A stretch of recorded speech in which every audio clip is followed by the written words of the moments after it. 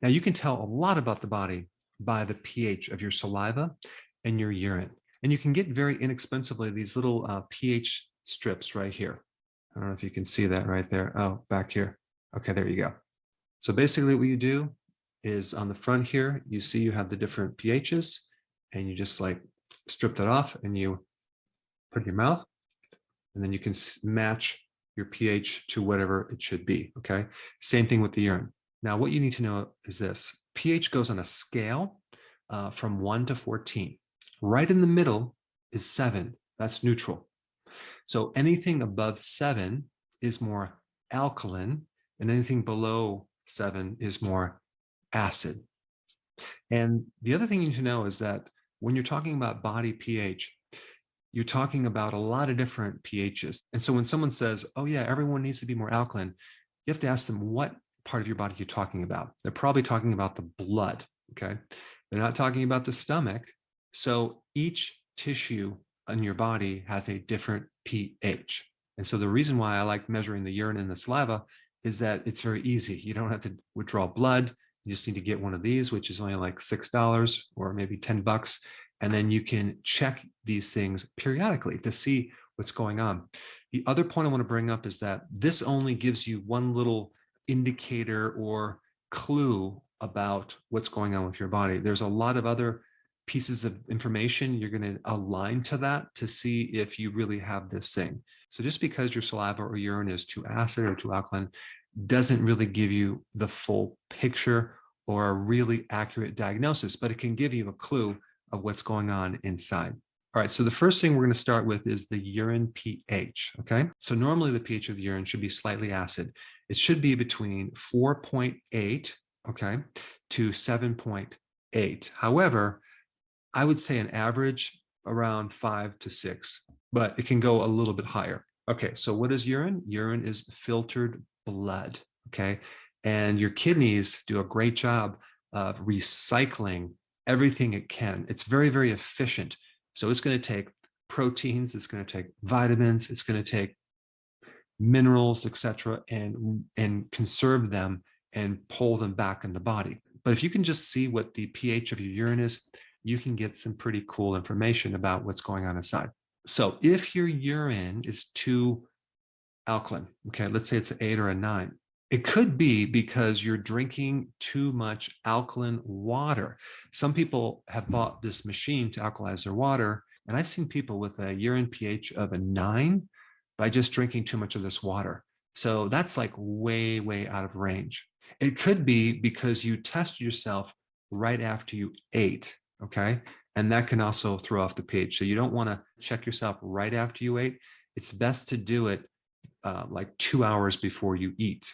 However, if you're doing it right when you wake up, chances are your pH is going to be really, really, really acid. So you really don't want to assess this as the first catch, the urine catch of the day. So don't just check this right after a meal, check it like before a meal. Now, if it's too alkaline, it could mean that you're a vegan and you pretty much eat a lot of alkaline foods. Being too alkaline could also mean that you have an infection, okay, a bacterial infection, because this bacteria gives a byproduct of excessive ammonia, which is very, very alkaline. But just realize that because you're too alkaline, it doesn't mean you have an infection. I'm just listing all the potential things that can contribute to excessive alkalinity. Now, relationship to this condition called gout, if the pH of your urine is too alkaline and you have gout, you have an increased risk of releasing these uric acid crystals into your big toe. So you'd want to acidify your body to reduce the crystals. So really, you can only have a gout attack if your urine pH is too alkaline. All right, next thing that can make your urine too alkaline is if you're on a diuretic, or if you are taking antacids, or it could be that you just vomited. That can make your pH change. And when we talk about kidney stones, for example, kidney stones tend to develop when you have alkaline urine. So if you keep your pH of your urine more acidic and you drink enough fluid, it majorly decreases the risk of getting a kidney stone. Because when your fluids are too alkaline, calcium doesn't tend to mobilize. It tends to come out of solution and forms crystals. I mean, you may have seen this in your house. If you have well water, for example, or hard water, and you see these little calcium crystals depositing on your faucet, that means that the water is alkaline and that calcium is coming out of the water and accumulating on your faucet. Now, one more thing about having excessively alkaline urine, that also exists when someone has kidney failure. All right, now let's shift gears. What happens if your urine pH is too acid? Now, remember, I'm talking about above the normal pH range of what urine should be. So if it's too acid, it could mean that you're consuming too much meat, okay? It can also mean that you have uncontrolled diabetes. And that's because you might actually develop a condition called ketoacidosis, because ketones are acid. Now, typically when you're on a ketogenic diet, you're not going to see a major excessive acid in the urine. But if you are on the ketogenic diet, plus you're doing fasting, especially prolonged fasting, you're probably going to see a very acidic urine. And that usually is nothing to worry about. That's normal. But some people might be concerned. And if you are concerned, you can just consume a little bit of baking soda, just a little bit, just to help neutralize that. But I wouldn't necessarily be concerned about that because you're going to eventually eat and then the pH is going to come back to normal. So fasting or even starvation can increase the acidity of your urine. Now, you also see dehydration when you have an overly acidic urine situation. And lastly, if you check the first urine catch of the day, you're going to see it being very, very acid. So I wouldn't worry about that, but I'm just letting you know that it's going to be excessively acid if you check your urine, because all night long you are fasting. All right, so now you have a little more awareness on how to evaluate the pH of your urine, okay? Now, let's switch gears to the saliva. Now, normally the saliva should be not as acidic as the urine. It should be just slightly acidic or neutral, okay? So the normal range of saliva is between 6.2, okay, and 7.6.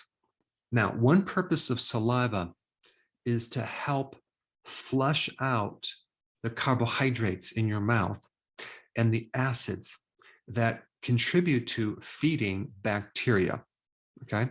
Because the bacteria in your mouth love and live on sugar and other carbohydrates. So the saliva that is constantly being produced is washing that out to limit the amount of food for your microbes. It's also eliminating some of the acids that are a byproduct of bacteria, because when the bacteria and yeast ferment sugar and carbohydrates, they produce like lactic acid and other acids that can then cause decay. So that's one purpose. And the other purpose is to help buffer the acids, because in the saliva, you actually have alkalizers that help buffer the acid. There's also a lot of other things in saliva. You have enzymes to help break down carbohydrates. All right, so if you take this right here and you check the pH of your saliva and it's too alkaline, okay, that means the pH is going too high. That could mean you have too much bacteria in your mouth. And when the pH is excessively alkaline in your mouth, you are at risk for getting tartar.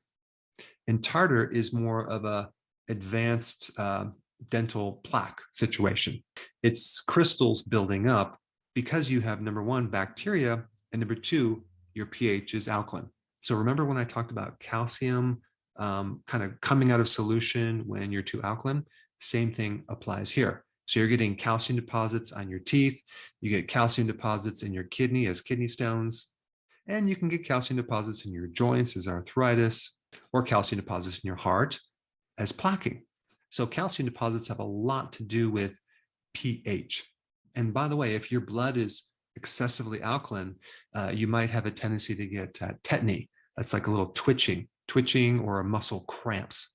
Whereas if your blood is too acid, that is going to affect your energy level. You're going to be tired, and it's also going to affect your breathing. However, I don't want to get into the blood pH because that is very, very difficult to test. All right, so let's get back on topic. And by the way, the bacteria use this calcium to protect themselves against extremes in pH. So if your urine is too alkaline, that bacteria can still survive. So bacteria doesn't like extremes. It will live in a certain pH, but it tries to survive by doing things to protect itself. All right, so the next thing that occurs with an excessively alkaline saliva is gingivitis. So gingivitis is a mild form of periodontitis, which is inflammation around your gums. And so if you have tartar that's accumulating in your teeth that is just underneath the gums, that's going to create inflammation, but a mild form of inflammation in your gums. It's called gingivitis. So now what about if the pH of your mouth is too acidic? What does that give us some information about? Well, it could tell us that you're eating way too much sugar, because bacteria also can thrive when the pH of your mouth is too acidic and you're feeding your bacteria sugar. So if you're doing a lot of carbohydrates, or you're, I don't know, chewing a lot of sugary gum, or you're chewing candy that's sticky, or you drink sodas, or you drink a lot of juice, all that sugar is going to feed the bacteria. And then the byproduct from that is going to be a lot of acids. And then all that acid is then going to cause demineralization. The calcium from your teeth is going to leach out. And that is what we call a cavity. So if you have kids, for example, you should be using this to check their pH and educate them about what that means.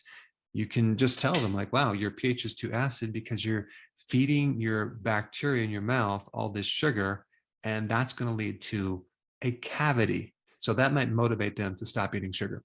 Now, if your pH is too acid, you might have chronic halitosis because of the bacterial connection.